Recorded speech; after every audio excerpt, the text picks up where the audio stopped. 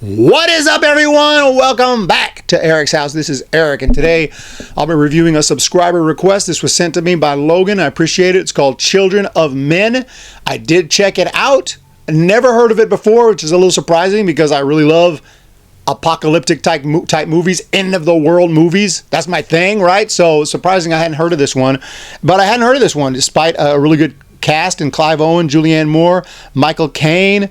Children of Men. Didn't know nothing about it. Didn't watch no trailer. Didn't watch nothing. Just threw it on and was very highly impressed by this film, which I believe it's based on a book, but still, I'm just going to say, like, it has a very, very intriguing and original plot as far as movies go. Like, I had never seen or even thought of a movie with this plot. What is that plot? That plot is a situation. The movie takes place in the future. I believe it's like 2027, so we're actually almost there.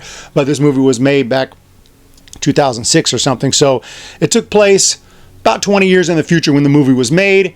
And it's a world in which women can't give birth anymore. No new babies are being born. Not only that, we ran out of children.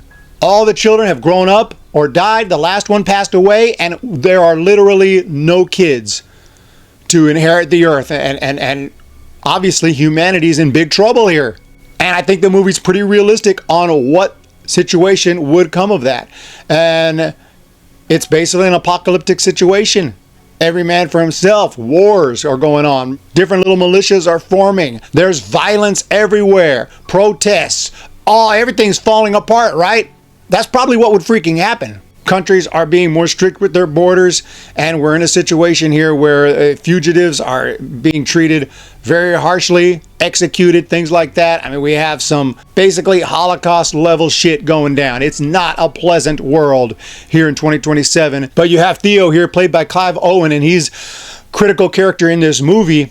And he gets approached in a way. We'll say approached, but it's a little more exciting than that. We won't give anything big away, but he gets approached by an old friend of his, played by Julianne Moore, who's part of a small crew who's transporting this woman, trying to get her out of the country. And she recruits him to help. And turns out that this woman is actually pregnant, which is such a huge deal. Can't be understated what that means and how important she is. She's the most important person in the world other than the person inside of her. And now he's in this situation where they have to navigate through this absolutely ravaged world and ravaged country and war-struck area where there's just bullets flying everywhere, executions are happening. Like I said, it's not a friendly place, but they need to get her out of there or figure out exactly what they're going to do, how they're going to get her medical care in a safe way. And I'm telling you now, one of the things I really liked about this movie is it's completely unpredictable. Anything could happen to anyone at any point in time. Nobody is safe, and I mean nobody is safe in this movie. So you're watching it, you just don't know who's going to make it and who's not, regardless of their name, regardless of their fame. We don't know when they're going to go, how long they're going to last, what's going to happen, because it's really crazy. And so that much I enjoyed about this movie, and how this guy, unlikely hero, unlikely guy, kind of just put in this situation, and he has to step it up because he understands what's on the line here. This is an absolute miracle. And this woman has to be protected at all costs, because this means that a woman can get pregnant. So could there be other pregnant women out there? Nobody really knows. But one thing we know is a child could be born here potentially. And so she has to be protected at all costs. And it just makes for, the stakes are so incredibly high. But it's such a dangerous place that it becomes super intriguing. And obviously the movie is well done to really make it all the more intriguing, as far as the music goes, as far as the dialogue goes, as far as the cinematography, all that is on point. Obviously, great cast I just talked about. Everyone is fantastic. The pregnant woman named Key, the actress that plays her, is really, really good. But of course, Julianne Moore, Clive Owen, and shout out to Michael Caine, who is fantastic. A little bit of comic relief in this movie. Not a ton like movies nowadays where joke a second, nothing like that. Just a little bit of comic relief just because the character's funny. There are funny people in life, and this is one of them. He's just a funny guy, laid-back dude that Michael Caine plays here, and is always fun when he's on screen. It's just a really powerful movie. Takes place in the future, and now what we call the very near future. And I would say that they did a nice job of not trying to make it obviously super futuristic. There's not flying cars, there's not machines going around. It's nothing crazy. Just a few little touches here and there. The computers look a little futuristic. I mean, they didn't get everything perfectly right, but I mean, that's not expected. But overall, I thought they did a nice job of just making it look a little bit futuristic without going over the top with it, because obviously we're almost in 2027 and we can watch this movie in 2027, and you know, it will match up pretty closely. And especially when you consider the situation here is not going to be hopefully it won't be the situation in 2027 where there's an apocalypse going on. So obviously the situation will be a little different in this movie, as opposed to today where we're in a peacetime for the most part and people are just walking around on their phone all day long. It's pretty much what's changed in the last 20 years. People are on their phones all the time. That's the main difference I see. Computers look a little bit different, but not like super futuristic here in the real world.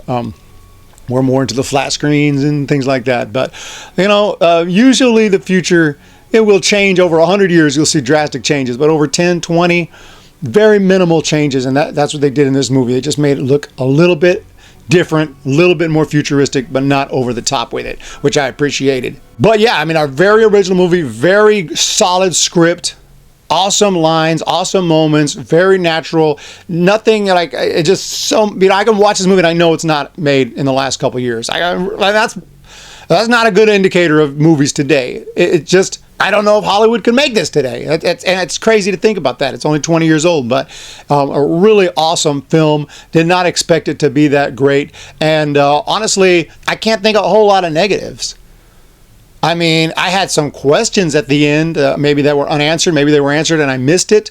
So, you know, but that's not necessarily a bad thing. It just leaves you thinking, and that's not a bad thing.